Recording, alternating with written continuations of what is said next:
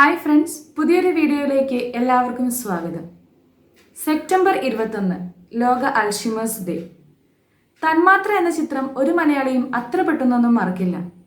അങ്ങനെ കണ്ടു മറന്നു പോകാൻ പാകത്തിനല്ല ബ്ലസ്സി എന്ന സംവിധായകനും മോഹൻലാൽ എന്ന നടന വിസ്മയവും ചിത്രം നമ്മുടെ മുന്നിൽ എത്തിച്ചത്. പലപ്പോഴും നാം നിസ്സാരമാണെന്ന് കരുതിയ ഒരു രോഗത്തിന്റെ കാഠിന്യം എത്രമാത്രം അധികമാണെന്ന് കാണിച്ചു തന്ന ഒരു ചിത്രമാണ് തന്മാത്ര. തലച്ചോറിലെ നാഡീകോശങ്ങൾ ക്രമേണ ജീർണിക്കുകയും നശിക്കുകയും ചെയ്യുന്ന ഒരു രോഗമാണ് അൽഷിമേഴ്സ്. ഈ രോഗത്തിന്റെ ആദ്യ ലക്ഷണങ്ങൾ 40 അല്ലെങ്കിൽ 50 വയസ്സിനിടയിലാണ് ആരംഭിക്കുന്നത്. 65 വയസ്സിന് മുകളിൽ ഉള്ളവരിൽ 15 പേരിൽ ഒരാൾക്ക് അൽഷിമേഴ്സ് ഉണ്ട്. ഓരോ 7 സെക്കൻഡിലും ഓരോ അൽഷിമേഴ്സ് രോഗികൾ ഉണ്ടാകുന്നതായി പഠനങ്ങൾ ചൂണ്ടിക്കാണിക്കുന്നു. മെമ്മറി ലോസ്, അതുപോലെ തന്നെ ആശയവിനിമയത്തിനുള്ള കഴിവ് നഷ്ടപ്പെടുക, യുക്തിയുടെ അഭാവം, സ്വഭാവത്തിലുണ്ടാകുന്ന മാറ്റങ്ങൾ എന്നിവയാണ് അൽഷിമേഴ്സിന്റെ ലക്ഷണങ്ങൾ. അൽഷിമേഴ്സ് ഉണ്ടാകുന്നതിന്റെ കാരണങ്ങൾ ഇന്നും അജ്ഞാതമാണ്. ഇതിന് ഫലപ്രദമായ ഒരു ചികിത്സാ വിധി ഇന്നും കണ്ടെത്തിയിട്ടില്ല. എന്നാൽ അൽഷിമേഴ്സിനെ ചെറുക്കുന്ന ജൈവ തന്മാത്രകളെ കണ്ടെത്തിയിരിക്കുകയാണ് മലപ്പുറം കീഴ്ശ്ശേരി സ്വദേശിയായ സാദിഖ് മുള്ളൻ. ഈ നിർണായക കണ്ടുപിടുത്തം നടത്തിയ Kondotty EMEA college PG microbiology അവസാന വർഷ വിദ്യാർത്ഥിയായ സാദിഖ് മുള്ളനെ നമുക്ക് പരിചയപ്പെടാം. Thank you for giving me this opportunity. എൻ്റെ പേര് സാദിഖ് മുള്ളൻ. മലപ്പുറം ജില്ലയിലെ കീഴ്ശ്ശേരിയാണ് എൻ്റെ വീട്. എൻ്റെ MSc പഠനം കഴിഞ്ഞത് കൊണ്ടോട്ടി EMEA കോളേജിൽ നിന്നാണ്. ഇപ്രാവശ്യം MSc കഴിഞ്ഞ് ഞാൻ ഇറങ്ങിയുള്ളൂ. എൻ്റെ ഡിഗ്രിയും +2 ഒക്കെ EMEA ട്രസ്റ്റിന് കീഴിലായിരുന്നു. എൻ്റെ വീട്ടിലെ ഉമ്മ, ഉപ്പ ആൻഡ് 2 സിസ്റ്റേഴ്സ് ആൻഡ് മീ. ഞാൻ ഡിഗ്രി 2017 EMEA കോളേജിൽ നിന്ന് കഴിഞ്ഞ് ഒരു കമ്പനിയിൽ വർക്ക് ചെയ്തിട്ടുണ്ട് as A microbiologist. Then PG start ചെയ്തു. ഇപ്പോൾ എൻ്റെ MSc പ്രോജക്റ്റുമായി ബന്ധപ്പെട്ട് ചെറിയൊരു സ്റ്റഡിങ് നടന്നുകൊണ്ടിരിക്കുകയാണ്. ഓക്കെ, എങ്ങനെയാണ് ഈ ഒരു പ്രൊജക്റ്റിലേക്ക് എത്തിപ്പെട്ടത്? ആക്ച്വലി ഞാൻ ഈ ഒരു പ്രോജക്റ്റിലേക്ക് എത്തിപ്പെട്ടത്, നമുക്ക് എല്ലാവർക്കും അറിയാം, ഒരു MSc കാരൻ അല്ലെങ്കിൽ ഒരു PG ചെയ്യുന്ന ഒരാൾ എന്തായാലും ഒരു പ്രോജക്റ്റ് ചെയ്തിരിക്കണം. അതവിടെ സിലബസിൽ കമ്പൽസറി ആണ്.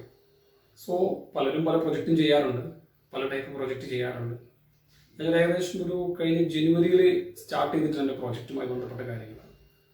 അപ്പോൾ കുറച്ചുകൂടി ഇന്നോവേറ്റീവായിട്ട് എന്തെങ്കിലും പുതിയ കാര്യങ്ങളിലേക്ക് പഠനങ്ങൾ പോകണം എന്ന് വിചാരിച്ചു. സോ എൻ്റെ ഒരു ഫ്രണ്ടിനെ ഞാൻ കോണ്ടാക്ട് ചെയ്തു. ഒരുപാട് പ്രോജക്റ്റ് ചെയ്തിട്ടുള്ള ആളാണ്. അവരെ കോണ്ടാക്ട് ചെയ്തു, ഒരുപാട് ലിറ്ററേച്ചർ തന്നു. ഞാൻ കൊല്ലത്ത് CEPC റിസർച്ച് ലബോറട്ടറിയിൽ ഡിഗ്രി കഴിഞ്ഞ ഉടനെ ഒരു ട്രെയിനിങ്ങിന് പോയിട്ടുണ്ടായിരുന്നു. അപ്പോൾ അവിടുത്തെ മായ മേഡം വഴി ഡിസ്കസ് ചെയ്തു ഞങ്ങൾ പ്രോജക്റ്റ് ചെയ്യാം എന്ന്. പ്രൊജക്റ്റ് ചെയ്യിപ്പിക്കുന്ന ഒരു റിസർച്ച് സെൻ്ററാണ്. അവിടുന്ന് ആ പ്രൊജക്റ്റിലേക്ക് പോയി. ദെൻ ഒരുപാട് കാലം ഇതിൻ്റെ ബാക്കിൽ ഞാനിങ്ങനെ നടന്നുകൊണ്ടിരിക്കുകയായിരുന്നു. കൊല്ലത്തേക്ക് പോവും, ഇടയ്ക്ക് എറണാകുളത്തേക്ക് പോകും, അങ്ങനെ പല പല സ്ഥലത്തേക്കായിട്ട് ഞാൻ യാത്ര ചെയ്യുകയായിരുന്നു. അങ്ങനെ ഒരു പുതിയൊരു കാര്യത്തിലേക്ക് കണ്ടെത്തണം എന്നുള്ള ചെറിയൊരു ആഗ്രഹം കൂടി ഉള്ളത് കൊണ്ടാണ് ഇത്തരത്തിൽ ഇങ്ങനെ ഡീവിയേറ്റ് ചെയ്ത് പോയിട്ടുള്ളത്. ദെൻ അത് സക്സസ്ഫുൾ ആയി. ഈ പ്രൊജക്റ്റ് ഒന്ന് വിശദീകരിക്കാമോ? ഈ ഒരു പ്രോജക്റ്റിന് വളരെ ഷോർട്ടാക്കിയിട്ട് പറയുകയാണെങ്കിൽ ഇതൊരു വലിയൊരു ടോപ്പിക്കാണ്. വളരെ ഷോർട്ടാക്കിയിട്ട് ജസ്റ്റ് ഒന്ന് പറയാം. ഇപ്പോൾ അൽഷിമേഴ്സുമായി ബന്ധപ്പെട്ട കാര്യങ്ങളാണ് ഇതിൻ്റെ ഹെഡ്ലൈനൊക്കെ വന്നിട്ടുള്ളത്. അതുകൊണ്ട് അതിൽ നിന്ന് തുടങ്ങാം. അൽഷിമേഴ്സ് ഒരു ബ്രെയിനിനെ സംബന്ധിച്ച ഡിസീസാണ്. നമുക്കറിയാം, ഒരു ന്യൂറോളജിക്കൽ ഡിസീസാണ്. സോ ഇതിൽ ഒരുപാട് സ്റ്റഡീസ് നടന്നുകൊണ്ടിരിക്കുകയാണ്. അതിലൊരു ഹൈപ്പോത്തിസിസ് എന്ന് പറയുന്നത് നമ്മുടെ ബ്രെയിനിലെ അസെറ്റൈൽ കോളിൻ, 10th നമ്മൾ പഠിച്ച കാര്യമായിരിക്കും. Acetylcholine it's a neurotransmitter. Synaptic transmission നടക്കുന്ന സമയത്ത് അവിടെ പ്രൊഡ്യൂസ് ചെയ്യുന്ന അല്ലെങ്കിൽ ആ സിനാപ്റ്റിക് നോബ് സെക്രീറ്റ് ചെയ്യുന്നൊരു ന്യൂറോ ട്രാൻസ്മിറ്ററാണ് അസെറ്റൈൽ കോളിൻ. ഈ അസെറ്റൈൽ കോളിനെ ഒരു എൻസൈം പോയിട്ട് എന്ത് ചെയ്യുന്നു, ക്ലീവ് ചെയ്യുന്നു, അതിനെ ഹൈഡ്രൈസ് ചെയ്യുന്നു. സോ അസെറ്റൈൽ കോളിൻ്റെ എണ്ണം ഇങ്ങനെ ഗ്രാജുവലി കുറയുമ്പോൾ ഇയാൾക്ക് ഗ്രാജുവലി എന്ത് ചെയ്യുന്നു, മെമ്മറി ലോസ് സംഭവിക്കുന്നു. ഇങ്ങനെയാണ് ഒരു വാദം പറയുന്നത്. സോ ഈ അസെറ്റൈൽ കോളിനെ ഇൻഹിബിറ്റ് ചെയ്യുന്നത് അസെറ്റൈൽ കോളിനെസ്റ്ററേസ് എന്ന് പറയുന്ന ഒരു എൻസൈമാണ്. അപ്പോൾ ആ ഒരു എൻസൈമിനെ ക്ലീവ് ചെയ്യാൻ കഴിയുന്ന തരത്തിലുള്ള കോമ്പൗണ്ടാണ് ഞങ്ങൾ ഈ പ്രൊജക്റ്റിന്റെ ഭാഗമായി കണ്ടെത്തിയത്. അങ്ങനെയാണ് അൽഷിമേഴ്സിനെ ചെറുക്കാൻ സാധിക്കുന്ന ഒരു സ്ട്രെയിൻ കണ്ടെത്തി എന്ന് പറയുന്ന രൂപത്തിലേക്ക് എത്തിയിട്ടുള്ളത്. സോ ഇതിൻ്റെ മെറ്റീരിയൽസ് ആൻഡ് മെത്തേഡിലേക്ക് ഞാൻ വരാം. സിമ്പിളായിട്ട് എൻഡോഫൈറ്റിക് ഫംഗസ് മീൻസ് നമുക്കറിയാം എല്ലാ പ്ലാന്റിലും എന്തുണ്ട്, എല്ലാ പ്ലാന്റിലും മോസ്റ്റ് ഓഫ് പ്ലാന്റിലും എൻഡോഫൈറ്റ്സ് ഉണ്ട്. സോ ഈ ഒരു എൻഡോഫൈറ്റിക് ഓർഗാനിസം, അതിൻ്റെ ഡെഫിനിഷനിലേക്കൊന്നും ഞാൻ പോകുന്നില്ല, നമുക്ക് എല്ലാവർക്കും അറിയുന്ന കാര്യങ്ങളാണ്. സോ ഈ ഫംഗസിൻ്റെ സെക്കൻഡറി മെറ്റാബോളൈറ്റ്സ്, ഒരിക്കൽ നമുക്ക് ഫംഗസ് നമുക്ക് NCP നോക്കിക്കഴിഞ്ഞാൽ ഇത് ഏത് സ്പീഷീസ് നമുക്ക് അറിയാൻ പറ്റും. പക്ഷെ അതിൻ്റെ ഒരു പുതിയ സെക്കൻഡറി മെറ്റാബോളൈറ്റ്സിൻ്റെ കോമ്പൗണ്ടിൻ്റെ ആക്ടിവിറ്റിയാണ് നമ്മൾ ചെക്ക് ചെയ്തിട്ടുള്ളത്. ഞങ്ങൾ ഈ ഒരു പ്രൊജക്റ്റിംഗ് ചെയ്യുന്ന സമയത്ത് ആദ്യം ഇത്തിൽ കണ്ടെടുത്ത് അതിൻ്റെ എല്ലാ ഇതും ചെയ്തിട്ട്, മീൻസ് അതിൻ്റെ ഐസൊലേഷൻ സ്ക്രീനിങ് ഒക്കെ കഴിഞ്ഞിട്ട് ഇതിനെന്ത് ചെയ്തു, നമ്മളിങ്ങനെ PDA പ്ലേറ്റിൽ, പൊട്ടാറ്റോ ടെക്സ്റ്റോർ സഗർ പ്ലേറ്റിലൊക്കെ ഇതിനെ കളിച്ച് അങ്ങനെ കൊണ്ടുപോയി ഒരുപാട് ഡീറ്റെയിൽസ് മെത്തേഡ് പറയുന്നുണ്ട്. ഞാൻ വളരെ ഷോർട്ടാക്കിയിട്ട് അത് ജസ്റ്റ് പറയാം. ദെൻ അതിലേക്ക് പോയ സമയത്ത് ഇതിൻ്റെ ഒരു പുതിയൊരു സ്ട്രെയിൻ കിട്ടി. RGCBയിലേക്ക് അയച്ചു. അപ്പോൾ അവിടെ നിന്ന് കിട്ടി, സീക്വൻസസ് കിട്ടി. അത് NCBയിൽ ബ്ലാസ്റ്റ് ചെയ്ത് നോക്കിയ സമയത്ത് ഇതുവരെ ആ സ്ട്രെയിൻ അവർ കണ്ടെത്തിയിട്ടില്ല. അപ്പോൾ ആ സ്ട്രെയിനിന് എൻ്റെ പേര് തന്നെ ഇട്ടു, മുള്ളൻ സ്ട്രെയിൻ എന്ന് പറയുന്ന രൂപത്തിൽ ഞാൻ സബ്മിറ്റ് ചെയ്തു. ദെൻ ആ ഒരു സ്ട്രെയിൻ അല്ലെങ്കിൽ ആ ഒരു സ്ട്രെയിനുള്ള കോമ്പൗണ്ടിൻ്റെ ആക്ടിവിറ്റീസാണ് പിന്നീട് നമ്മൾ നോക്കിയിട്ടുള്ളത്. അപ്പോൾ അതിൻ്റെ ആക്ടിവിറ്റി നോക്കുന്ന സമയത്താണ് നമ്മൾ നേരത്തെ പറഞ്ഞ ആ അസെറ്റൈൽ കോളിനെസ്റ്ററേസിനെ ഇൻഹിബിറ്റ് ചെയ്യാൻ കഴിയും എന്ന തരത്തിലുള്ള പല ടെസ്റ്റുകളും റിസൾട്ട് നമുക്ക് കിട്ടിയിട്ടുള്ളത്. സോ ഇതിനെന്ത് ചെയ്യുന്നു, അൾഷിമേഴ്സിനെ ചെറുക്കാനാവും എന്ന് പറയുന്ന ഒരു ഹൈപ്പോത്തസിസുമായിട്ടാണ് ഞങ്ങൾ ഇതിന് ഫിനിഷ് ചെയ്തിട്ടുള്ളത്. സോ ഇതിൽ ഫർദർ സ്റ്റഡീസ് ഇനിയും ഒരുപാട് ആവശ്യമുണ്ട്, എന്നാലേ ബാക്കിയുള്ള അപ്ഡേഷൻസും കാര്യങ്ങളും ചെയ്യാൻ പറ്റും. തൽക്കാലം ഒരു MSc പ്രോജക്റ്റ് എന്നുള്ള നിലയിൽ ജസ്റ്റ് ഇവിടെയാണ് ഞങ്ങളിപ്പോൾ നിർത്തിവെച്ചിരിക്കുന്നത്. PG വിദ്യാർത്ഥികൾക്ക് വേണ്ടിയിട്ട് ജസ്റ്റ് ഒരു കാര്യങ്ങൾ പറയാം. സ്ക്രീനിങ് ആൻഡ് ഐസൊലേഷൻ ഫസ്റ്റ് സ്റ്റെപ്പാണ്. ദെൻ അത് കഴിഞ്ഞ് അതിൻ്റെ ഒരു മോർഫോളജിക്കൽ ക്യാരക്ടറൈസേഷൻസ് നടത്തി. CBC കൊല്ലത്തു നിന്നാണ്. ഇതിന് എൻസൈമാറ്റിക് അസേ നടത്തി. അതിനുശേഷം ഒരു മോളിക്കുലർ ഐഡന്റിഫിക്കേഷൻ, ഇത് വളരെ ഇമ്പോർട്ടൻ്റ് ആണ്. അതാണ് ഞങ്ങൾ RGCBയിലേക്ക് അയച്ചു. അവിടുന്ന് പുതിയ അവർ സീക്വൻസസ് തന്നു. ആ സീക്വൻസസ് നേരെ NCBയിൽ ബ്ലാസ്റ്റ് ചെയ്ത് നോക്കി.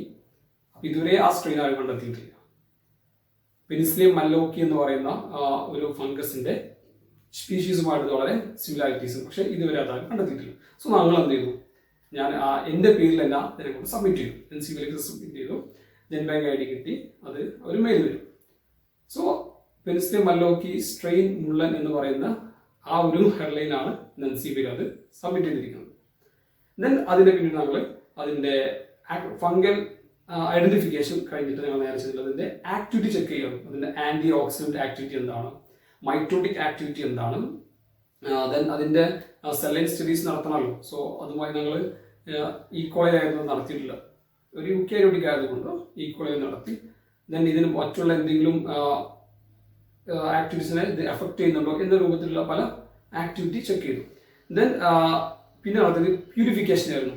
ആ ഒരു സ്ട്രെയിൻസിൽ നിന്നും കോമ്പൗണ്ട് പ്യൂരിഫിക്കേഷൻ, അത് GCMS IIT മദ്രാസിലേക്ക് അയച്ച് ഇങ്ങനൊരു ലോങ് ടേം ടൈം എടുത്ത് ഒരുപാട് സമയം എടുത്ത് ചെയ്തൊരു പ്രോജക്റ്റാണ്. പല പല മെറ്റീരിയൽസ് മോഡിഫൈ ചെയ്തിട്ടുണ്ട്. ഇതാണ് ഇതിൻ്റെ സിമ്പിളായിട്ട് ഈ പ്രോജക്റ്റിൻ്റെ മെറ്റീരിയൽസ് ആൻഡ് മെത്തേഡ് എന്ന് പറയുന്നത്. ഈ കണ്ടെത്തലിന്റെ സ്കോപ്പ് എന്തൊക്കെയാണ്? ഇതിൻ്റെ ഒരു ഫ്യൂച്ചർ സ്കോപ്പ് എന്ന് പറയുമ്പോൾ വലിയ സ്കോപ്പാണ് ഞാൻ മനസ്സിലാക്കുന്നത്. കാരണം അതിൽ ഏറ്റവും ഇമ്പോർട്ടൻ്റ് ആയിട്ട് ഒരുപാട് സ്റ്റഡീസ് ഇനിയും ഇതിനാവശ്യമുണ്ട്. ഇപ്പോൾ നമ്മുടെ ഒരു എക്കണോമിക്കൽ നോക്കുകയാണെങ്കിൽ ടെക്സ്റ്റൈൽ ഇൻഡസ്ട്രീസ്, അതുപോലെ തന്നെ ഫുഡ് ഇൻഡസ്ട്രീസ് ഒക്കെ ഒരുപാട് കളേർഡ് കോമ്പൗണ്ട് യൂസ് ചെയ്യുന്നുണ്ട്. പല ടൈപ്പ് കളേർഡ് കോമ്പൗണ്ട് യൂസ് ചെയ്യുന്നുണ്ട്.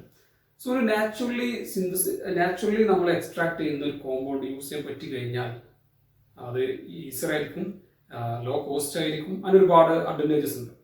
സോ ഏറ്റവും ഇമ്പോർട്ടൻ്റ് ഇതിന് ഫർദർ സ്റ്റഡീസ് നടന്നിട്ട് ഇത് അപ്ലിക്കബിൾ ആണോ എന്നുള്ളത് നമ്മൾ നോക്കേണ്ടതുണ്ട്. ദെൻ ഏറ്റവും ഇമ്പോർട്ടൻ്റ് നമ്മൾ പറഞ്ഞ ഒരു മെഡിക്കൽ ഇൻഡസ്ട്രി, ഫാർമസ്യൂട്ടിക്കൽ ഇൻഡസ്ട്രിയിൽ എന്ത് ചെയ്യാം, ഒരുപാട് സ്കോപ്പുകളുണ്ട്. പക്ഷെ എന്ത് ചെയ്യണം, ഫർദർ സ്റ്റഡീസ് ആവശ്യമുണ്ട്. നമുക്കറിയാം ഒരിക്കലും ഒരു ഡ്രഗായിട്ട് നമുക്ക് പറയാൻ പറ്റില്ല. പലരും ഒരു ഡ്രഗ് കണ്ടെത്തിയ രൂപത്തിലാണ്, ഒരിക്കലുമല്ല.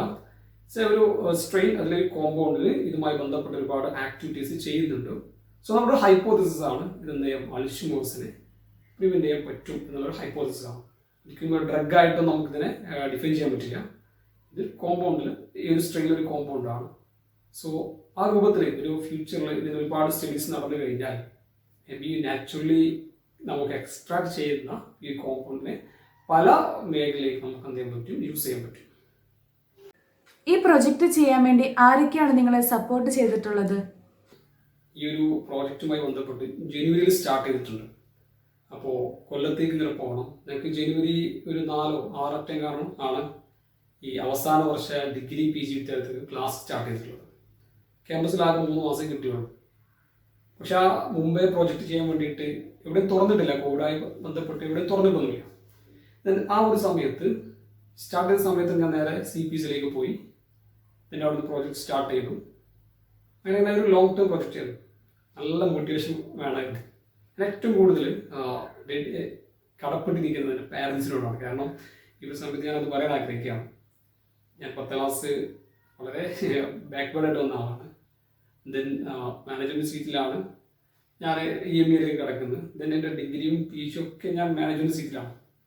പക്ഷെ എനിക്ക് ഏറ്റവും ഒരു ഭയങ്കര പാഷനേറ്റ് ഉള്ളത് സയൻസ് പഠിക്കണം, ദെൻ ബയോളജി ഫീൽഡിലേക്ക് ആയിട്ട് പോകണം എന്നുള്ളൊരു ഭയങ്കരമായൊരു ബേണിംഗ് ഡിസയർ ഉണ്ടായിരുന്നു. അതുകൊണ്ട് തന്നെ എന്തെങ്കിലുമൊക്കെ ഇന്നോവേറ്റീവായിട്ട് ചെയ്യണം എന്നുള്ള ആഗ്രഹം ഉണ്ടായിരുന്നു. അതുകൊണ്ടാണ് ഈ ഒരു പ്രോജക്റ്റ് ഇങ്ങനെ കിട്ടിയപ്പോൾ ഇതിലെല്ലാം ചെയ്യാമെന്ന് വിചാരിച്ചത്. ദെൻ എൻ്റെ പാരൻസ്, എൻ്റെ ഉമ്മ ഉപ്പ ഒരുപാട് ഹെൽപ്പ് ചെയ്തിട്ടുണ്ട്, ഒരുപാട് സപ്പോർട്ട് ചെയ്തിട്ടുണ്ട്. ദെൻ എൻ്റെ എല്ലാ കാര്യങ്ങൾക്കും സപ്പോർട്ട് ചെയ്യാറുണ്ട്. അതുപോലെ ഏറ്റവും കൂടുതൽ പ്രോജക്റ്റുമായി ബന്ധപ്പെട്ട് എൻ്റെ ഒരു ഫ്രണ്ട് അനു ഒരുപാട് പ്രോജക്റ്റ് ചെയ്ത ആളാണ്. ദെൻ എൻ്റെ ഗൈഡ് മായ മാഡം CPCയിലെ മൈക്രോബയോളജി ഹെഡാണ്. പല കാര്യങ്ങളും മീൻസ് പ്രൊജക്റ്റുമായി ബന്ധപ്പെടാത്ത പല കാര്യങ്ങളും ഹെൽപ്പ് ചെയ്തിട്ടുള്ള മുമ്പേ നല്ലൊരു ബോണ്ടിങ് ആണ്. ഇവർ തമ്മിൽ ഒരുപാട് ഹെൽപ്പ് ചെയ്തുകൊണ്ടാണ് വളരെ പെട്ടെന്ന് സക്സസ്ഫുൾ ആയിട്ടത് സബ്മിറ്റ് ചെയ്യാൻ പറ്റിയിട്ടുള്ളത്.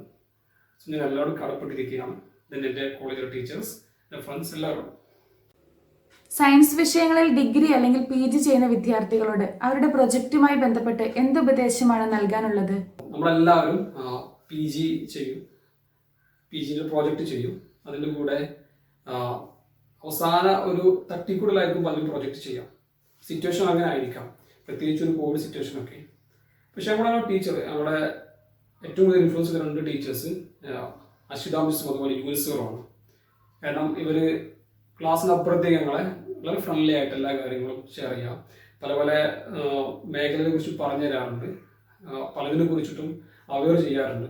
സോ അന്നൊക്കെ ഒരു പറഞ്ഞൊരു കാര്യം ഉണ്ടായിരുന്നു, നിങ്ങൾ പ്രോജക്റ്റ് ചെയ്യുന്ന സമയത്ത് വെറുതെ ഏതെങ്കിലും പ്രോജക്റ്റ് ചെയ്യരുത്, എന്തെങ്കിലുമൊക്കെ ഇന്നോവേറ്റീവായിട്ട് നിങ്ങൾ ചെയ്യാൻ ശ്രമിക്കുക, ചിലപ്പോൾ എന്തെങ്കിലുമൊക്കെ കണ്ടാലോ എന്നുള്ളതായിരുന്നു.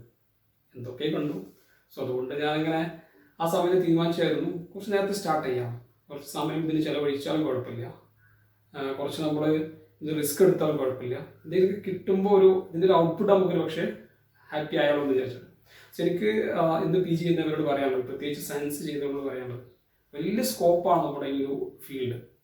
കാരണം ഒരുപാട് മേഖലയിൽ നമ്മുടെ ഈ മൈക്രോബയോളജി, അതുപോലെ ടെക്നോളജി, ബയോകെമിസ്ട്രി, ഈവൻ സയൻസിൻ്റെ എല്ലാ മേഖലയിലും പുതിയ കാര്യങ്ങൾ കണ്ടെത്തേണ്ടതുണ്ട്. വളരെ സിമ്പിളായുള്ള പല കാര്യങ്ങളും നമുക്ക് നമ്മുടെ ചുറ്റുപാടിലുണ്ട്. പലതിന് സൊല്യൂഷൻ ഒരു പക്ഷേ അതായിരിക്കാം. അപ്പോൾ അതുകൊണ്ട് ഇന്നോവേറ്റീവായിട്ട് നമ്മൾ നന്നായിട്ട് വായിച്ച് ഒരുപാട് റിസ്ക് എടുത്താലും ശരി, ചിലപ്പോൾ ഒന്നും കിട്ടൂല, പക്ഷേ ഇറ്റ്സ് എ പാർട്ട്. ദെൻ ഈ ഒരു എന്താ പറയുക, എന്തെങ്കിലും ഒരു കണ്ടെത്തൽ നമ്മൾ പലതിനും ഹെൽപ്പ് ചെയ്യും. നമ്മുടെ ഒരുപക്ഷെ ഒന്നും നമ്മൾ പ്രൊജക്റ്റ് ചെയ്തിട്ട് നമ്മൾ വിചാരിച്ച ഒരു റിസൾട്ട് കിട്ടിയിട്ടില്ല എന്ന് വിചാരിക്കാം. എന്നാലും ആ ഒരു ജേണി നമ്മളെ പിന്നീട് എന്ത് ചെയ്യും, മുന്നോട്ടെന്നുള്ള ആ ഒരു പല കാര്യങ്ങളും നമ്മളോട് നന്നായിട്ട് ഹെൽപ്പ് ചെയ്യും. സോ അതുകൊണ്ട് നല്ല രീതിയിൽ എല്ലാവരും പ്രോജക്റ്റ് ചെയ്തതല്ല, നമ്മുടെ പുതിയ കാര്യങ്ങൾ കണ്ടെത്തുക, പലതിനും സൊല്യൂഷൻ കണ്ടെത്താൻ നോക്കുക. ഡെഫിനറ്റ്ലി നമ്മൾ എന്തായാലും എന്ത് ചെയ്യും, വിജയിക്കും. Then okay, thank you all. ലോകത്തിലെ കോടിക്കണക്കിന് ആളുകൾക്ക് ഉപകാരപ്രദമായ ഒരു കണ്ടുപിടുത്തം നടത്തിയ സാദിഖ് മുള്ളന് അഭിനന്ദനങ്ങൾ. ഇനിയും ഒരുപാട് കണ്ടുപിടുത്തങ്ങൾ നടത്തി ലോക പ്രശസ്തനായ ഒരു സയന്റിസ്റ്റ് ആവട്ടെ എന്ന് ആശംസിക്കുന്നു. +2, ഡിഗ്രി, PG പഠിക്കുന്ന വിദ്യാർത്ഥികൾക്ക് ഈ വീഡിയോ പ്രചോദനമാവട്ടെ. എല്ലാവരും ഈ വീഡിയോ ഷെയർ ചെയ്യുക, ലൈക്ക് ചെയ്യുക. ഞങ്ങളുടെ ചാനൽ സബ്സ്ക്രൈബ് ചെയ്യാത്തവരുണ്ടെങ്കിൽ സബ്സ്ക്രൈബ് ചെയ്യുക. അപ്പോൾ പുതിയൊരു വീഡിയോയുമായി വീണ്ടും കാണാം. ബൈ.